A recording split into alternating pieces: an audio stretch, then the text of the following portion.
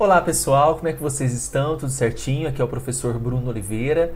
Estamos aqui para fazer a correção do simulado número 12 do nosso curso de Olho no Unificado, um projeto de simulados. Nós temos 2 cursos lá no site eleitoralcombruno.com.br. Um que se destina para você que se prepara para o concurso do cargo de técnico judiciário e o para analista judiciário, área judiciária. São 2 cursos. Essa correção do simulado 12 eu estou disponibilizando gratuitamente no YouTube para mais pessoas conhecerem o projeto, tá bom? Mas para você ter acesso ao curso completo, todas as aulas, né, inclusive as próximas correções, tem que adquirir o curso lá no site eleitoralcombruno.com.br, tá bom? Então decidimos aqui disponibilizar a correção desse simulado número 12 para vocês no YouTube, mas para adquirir as correções 1 a 11 e as próximas correções, porque nós temos um cronograma de simulados, tem que adquirir lá no site, tá? Queria pedir que vocês também me seguissem lá no Instagram, @professorbrunoeleitoral. Temos dicas praticamente diárias dessa disciplina para vocês que se preparam para os concursos que vão cobrar direito eleitoral, certo? Vamos começar a nossa correção. Vamos começar com as questões de direito eleitoral. O tema desse simulado 12 para técnico, direito eleitoral, recursos eleitorais. Aí nós temos direito administrativo, que é a intervenção do Estado na propriedade, e para direito constitucional foi poder legislativo. Tá? Cada simulado tem temas específicos. Bacana? Vamos então para a nossa primeira questão de direito eleitoral. Essa questão foi cobrada em 2015 pela banca Sebrasp. Ainda que a decisão que verse sobre processo eleitoral do cargo de governador de estado, proferida pelo Tribunal Regional Eleitoral, ofenda diretamente a Constituição Federal, não cabe recurso extraordinário para o Supremo Tribunal Federal. Prestem atenção aqui. Quando a gente fala de recurso, existe uma vedação a entrar com o recurso pulando instâncias. Então, por exemplo, eu tenho uma decisão de um juiz eleitoral, a próxima instância é o Tribunal Regional Eleitoral, depois nós temos o TSE, isso na seara eleitoral.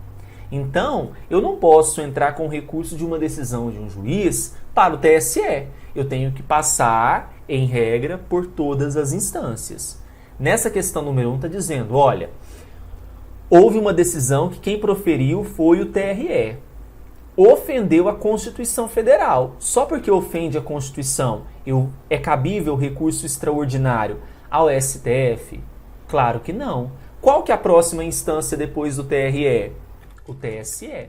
Então, pessoal, nesse caso aqui, realmente, né, a questão quando fala que não cabe recurso extraordinário para o STF, a questão número 1 está correta. Ok? Então, se a decisão do Tribunal Regional Eleitoral violar diretamente a Constituição, nós temos um recurso para qual instância? A do TSE. E que recurso que é esse? É o famoso RESP, recurso especial. Ok? Tenhamos muito cuidado com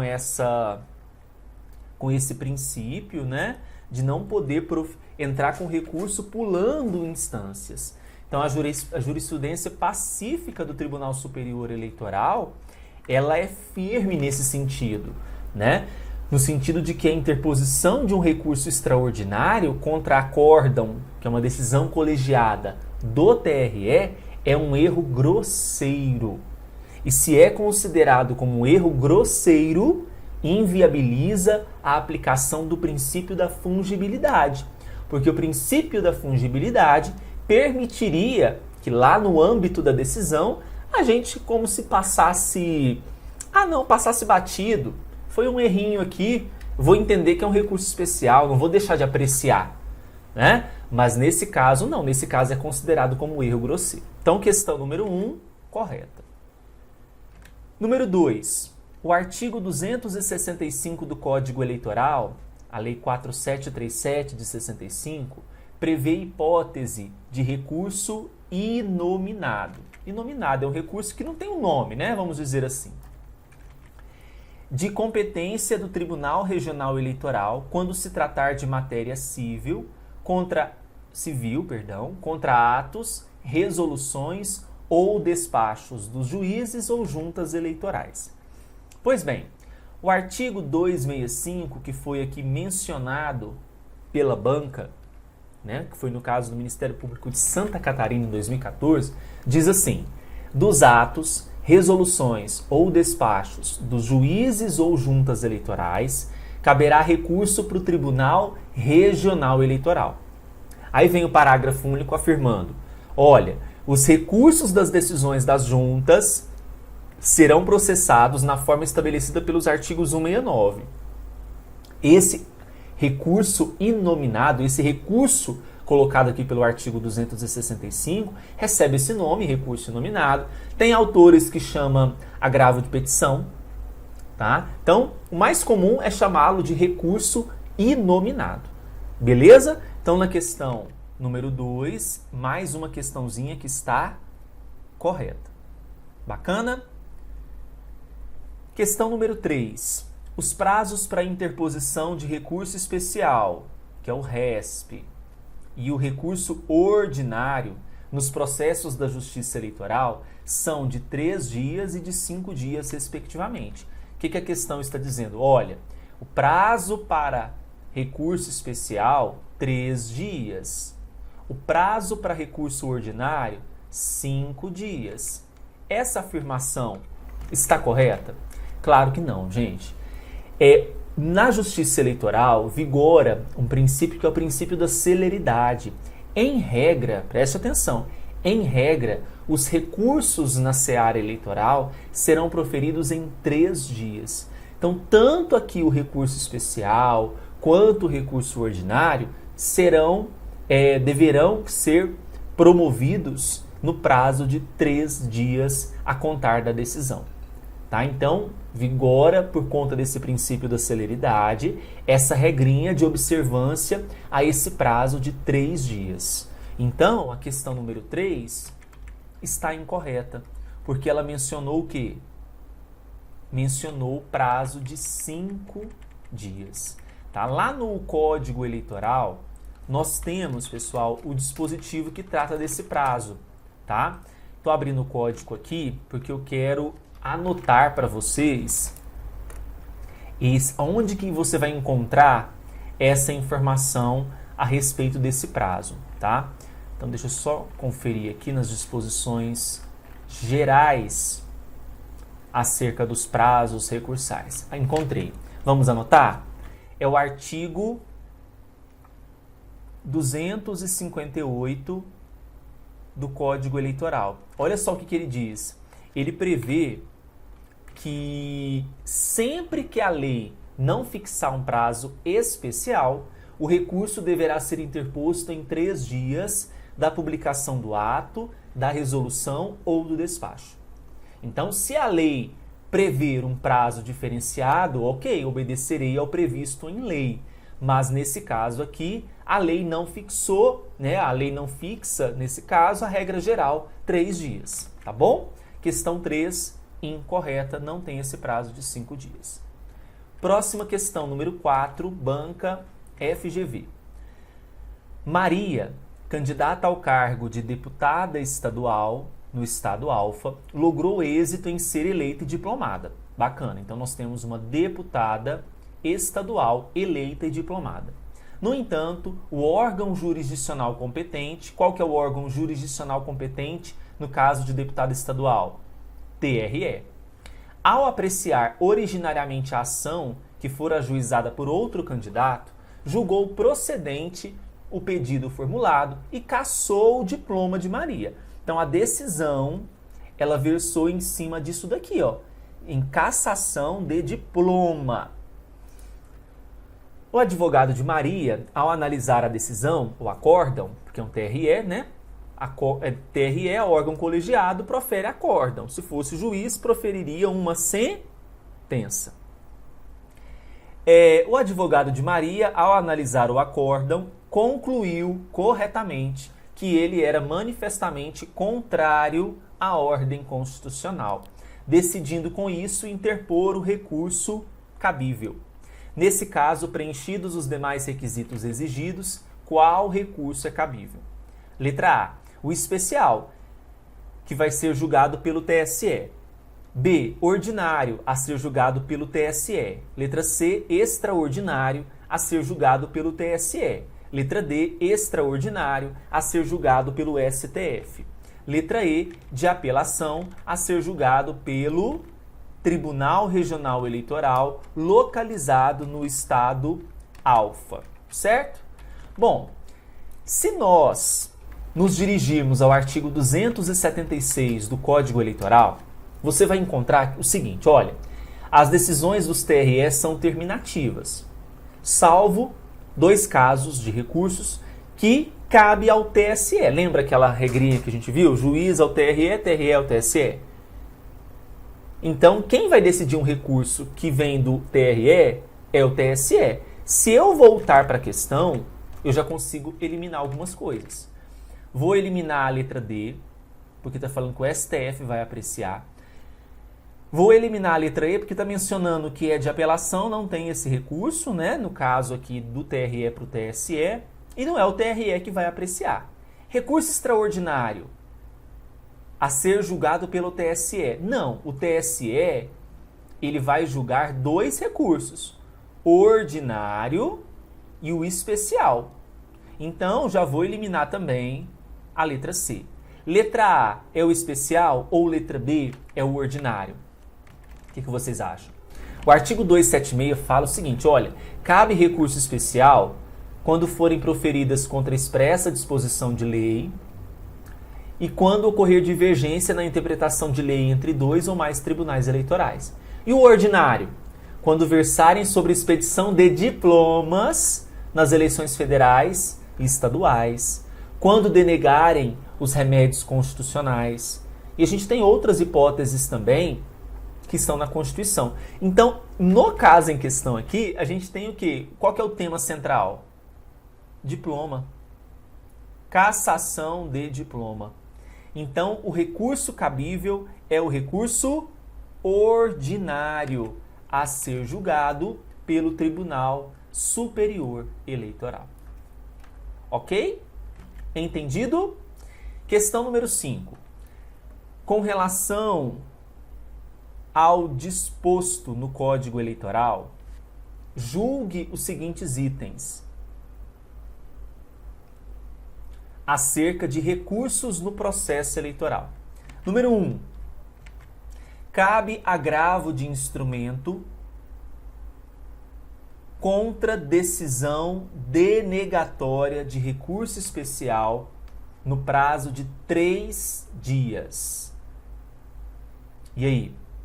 Gente, o artigo 279 do Código Eleitoral afirma que uma vez denegado o recurso especial, o recorrente vai poder interpor agravo de instrumento no prazo de 3 dias. Número 1, verdadeira. 2. Na ausência de prazo especial definido em lei, o recurso deverá ser interposto em até 3 dias, a contar da publicação do ato, resolução ou despacho. Falamos sobre isso agorinha, né? Onde que está essa disposição? Artigo 258 do Código Eleitoral. 3. Apenas terão efeitos suspensivos os recursos ordinários resultantes de cassação de registro, afastamento do titular ou perda de mandato eletivo. A regra, pessoal, a regra é que nós não temos efeito suspensivo. Mas vamos ter situações em que esse efeito suspensivo é cabível. O recurso ordinário interposto contra uma decisão proferida por juiz eleitoral ou TRE que resulte em cassação de registro, afastamento do titular ou perda de mandato eletivo será recebido pelo tribunal competente, ora o TRE, ora o TSE, com efeito suspensivo. Ok? Então, nessa assertiva número 3, ela está corretíssima, conforme prevê o artigo 257, parágrafo 2º do Código Eleitoral.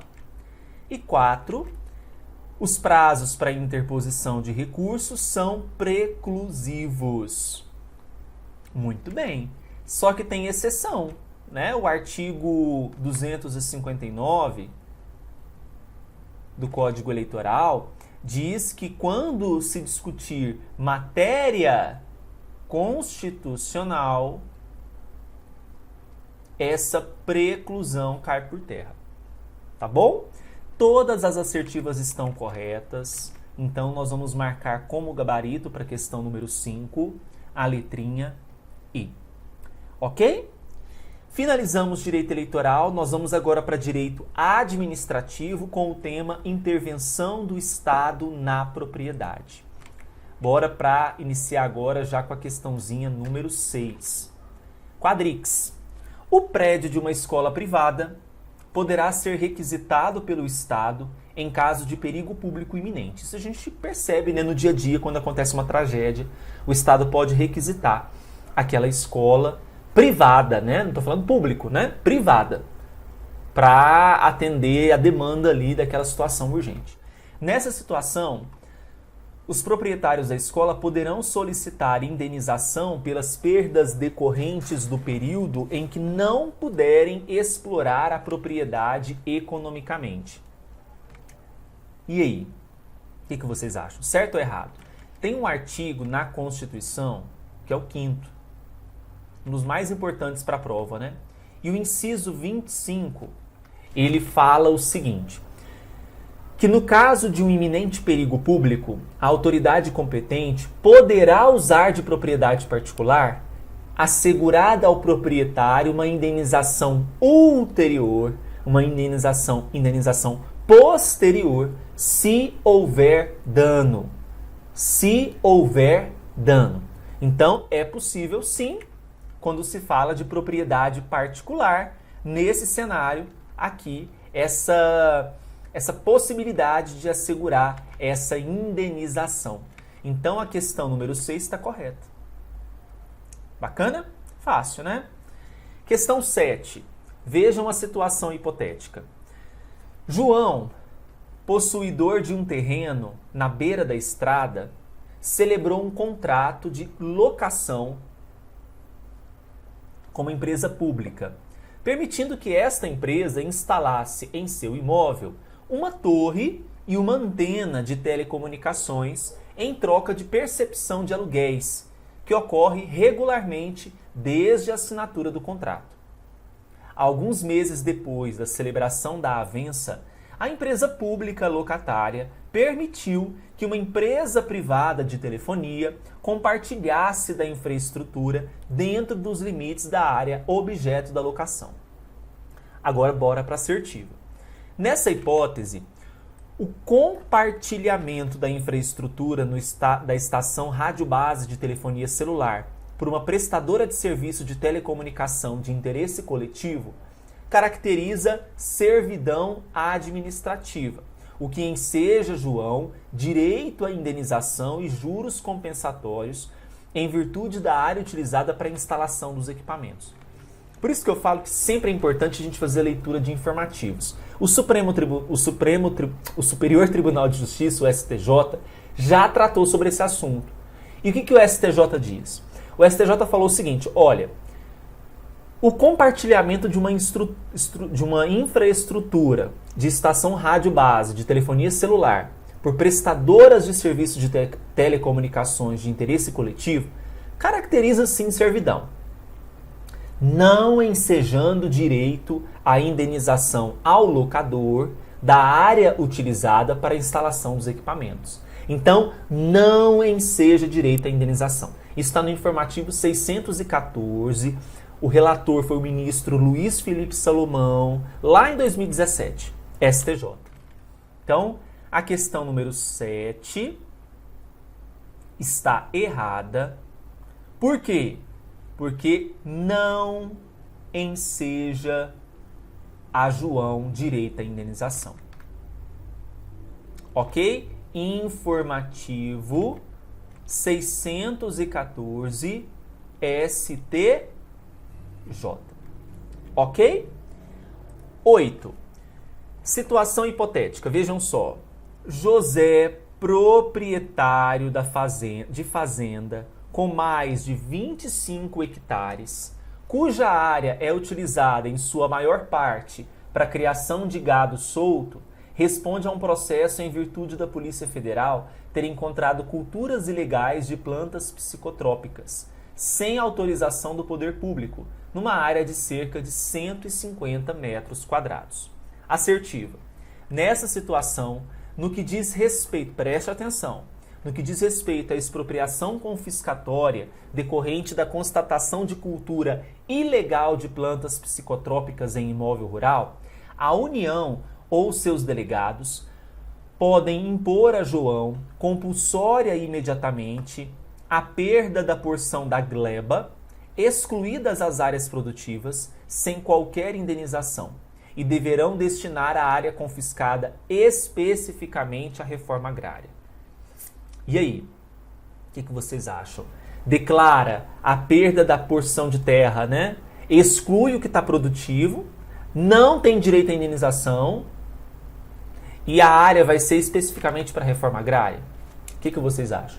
Gente, olha só. O artigo 243 da Constituição Federal diz que as propriedades rurais e urbanas de qualquer região do país onde forem localizadas culturas ilegais de plantas psicotrópicas ou exploração de trabalho escravo serão expropriadas e destinadas, olha só, à reforma agrária e a programas de habitação popular. Já cai por terra a questão. Sem qualquer indenização ao proprietário e sem prejuízo de outras sanções. E a expropriação vai recair na totalidade do imóvel, ainda que o cultivo ilegal ou a utilização do trabalho escravo tenham ocorrido em apenas parte dele. Todo o imóvel, todo, é justamente para punir ali, né, vamos dizer assim, aquele uso de terra para ilegalidade, para o cultivo ilegal e para a utilização de trabalho escravo. Por isso, questão número 8 está errada por esses dois casos, né? A gente tem aqui a questão de que as áreas produtivas estariam fora disso e aqui na questão de quando fala especificamente a reforma agrária, né? Então pode também para a questão de programas de habitação popular, tá? Então nós temos uma decisão do Supremo Tribunal Federal, certo? Em um recurso extraordinário, se vocês quiserem anotar, 54.39.74, sob relatoria do ministro Eros Grau. Ok? Questão número 8, assinalamos aqui como incorreta. 9. Questão número 9, Sebrasp 2022. Proprietário de um terreno na zona rural do município X, João de Souza recebe notificação da prefeitura, dando conta, entre outras informações, de que o imóvel fora, conforme decreto publicado, declarado de utilidade pública para fins de desapropriação. Tá? Nessa circunstância, a gente tem aqui algumas afirmações que a gente precisa analisar. É correto que a letra A desapropriação tem um vício, uma vez que só a União tem competência para desapropriar. Só a União tem competência para desapropriar? Está errado. A União, os estados, municípios, Distrito Federal, todos são despropriadores. B. A partir da data da notificação, inicia-se o prazo de caducidade da declaração expropriatória, que é de 5 anos. Pessoal, cuidado, tá? Nós temos aqui a letra B estando incorreta, porque nós temos o termo inicial para caducidade da declaração, mas não tem essa declaração aí de 5 anos. C. A partir da declaração expropriatória, João fica obrigado a permitir que as autoridades competentes entrem no imóvel para fins de avaliação. E aí? Certíssimo. Quando eu falo dos efeitos da declaração de desapropriação, a gente tem a submissão do bem à força expropriatória. Segundo, fixa o estado daquele bem naquela situação. Permite que a questão, o poder público de adentrar no imóvel, claro, moderadamente, e fixa o termo inicial para a caducidade da declaração. Não fixa, como disse a letra B, esse prazo de 5 anos. Letra C, verdadeira. D. Após a notificação, João terá 15 dias para aceitar ou rejeitar a oferta de indenização constante da notificação e seu silêncio será considerado como aceitação. Essa letra D aqui está totalmente fora de mão, Falsa a letrinha D. Gabarito, pessoal, é a letra C de certo. Questão 10. Sebrasp 2022. Vejam. Amauri, prefeito, desapropriou um imóvel para a construção de uma escola. Todavia, o terreno foi utilizado para a construção de um hospital. Então, veja, nós temos a situação. Desapropriou o imóvel para construir uma escola. Só que foi construído um hospital municipal. O que isso configurou? Letra A. A destinação lícita. B. A destinação ilícita. C. Predestinação lícita. Ou D. Predestinação ilícita. Já ouviram esses termos? Sim ou não? Não? Quando eu falo de a destinação, nós temos a ausência, o a é de não, de qualquer destinação do bem desapropriado. Mas nesse caso houve. Então já vou eliminar aqui a letra A e a letra B. Ou vai ser predestinação lícita ou predestinação ilícita. O que diferencia? Gente, preste atenção, é fácil. Bom, na predestinação, eu tenho aqui o poder público, ele não satisfez ali o interesse público que estava previsto no decreto expropriatório, que era a construção de quê mesmo? Que era de uma escola, Era uma escola, mas construiu um hospital público, veja. Atendeu um outro interesse público. Não deixou de atender um interesse público, Não atendeu o que estava no decreto expropriatório, mas atendeu um outro interesse público. Nesse caso, estou diante da predestinação lícita. Agora, se ele ao invés de atender interesse público, atende, por exemplo, interesse privado, para a construção de uma empresa privada, ou para a construção de um imóvel residencial para o primo, aí nós estaríamos diante da predestinação ilícita. Mas no caso em questão, nós estamos diante da chamada predestinação lícita. Gabarito, letra C. Ok? Tranquila a questão, não foi? Entenderam a diferença? Nós vamos agora para direito constitucional com o tema poder legislativo. Bora então começar aqui com a questão número 11.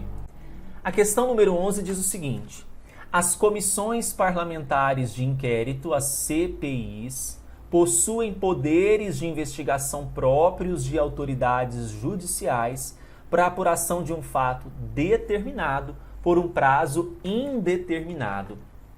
E aí, o que vocês acham? Gente, quando eu falo de comissão parlamentar de inquérito, isso às vezes o examinador vai falar para vocês: olha, as comissões têm poderes de investigação próprios de autoridades policiais. Não, autoridades judiciais vão apurar fatos determinados, previstos para a instalação daquela CPI e por um prazo determinado. Não vai ter a constituição de uma CPI ad eterno. É por um prazo determinado. Então, questão número 11, ela está errada. Ela está errada, porque é um prazo determinado. Ok? 12. O Poder Legislativo Federal é composto pela Câmara dos Deputados, que representa os estados, e pelo Senado Federal, que representa o povo. Errado. Então vamos lá, vamos entender isso aqui de novo, que é muito simples, gente? Eu tenho lá o Poder Legislativo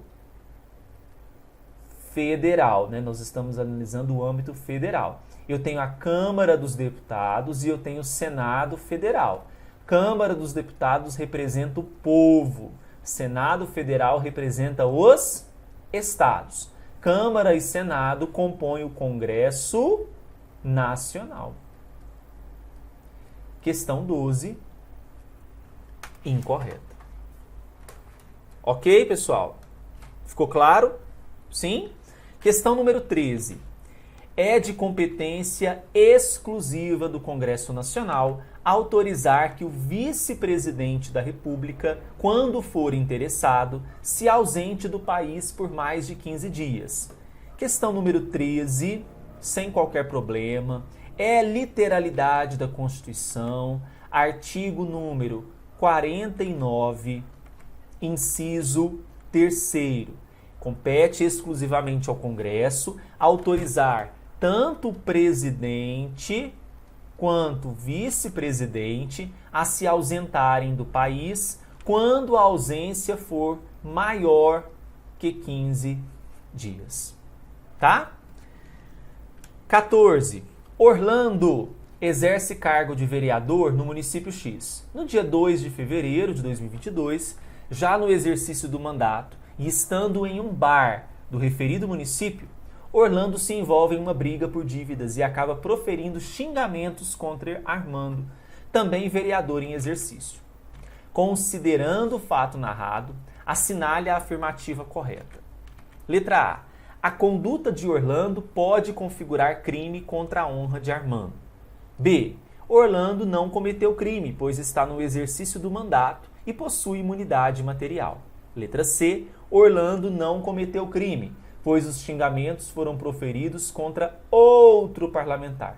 D. Orlando cometeu crime contra a honra, mas não poderá ser processado ou preso, pois goza de imunidade formal em relação ao cargo que ocupa. Gente, olha só, quando eu falo de vereadores, os vereadores possuem imunidade material no âmbito da circunscrição, no exercício do mandato. Mas o Orlando, ele não fez isso. Ele cometeu, se envolveu em uma briga, proferiu xingamentos contra Armando, não estava em exercício de mandato.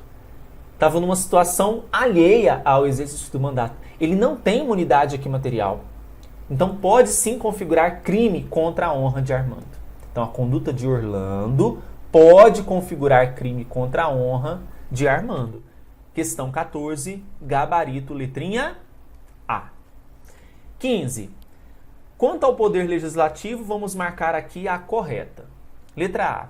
O Congresso Nacional compõe-se de representantes do povo, eleitos exclusivamente segundo o princípio proporcional. Errado. Por quê? Câmara dos Deputados, que compõe o Congresso, nós temos deputados federais. Eles são eleitos pelo sistema proporcional.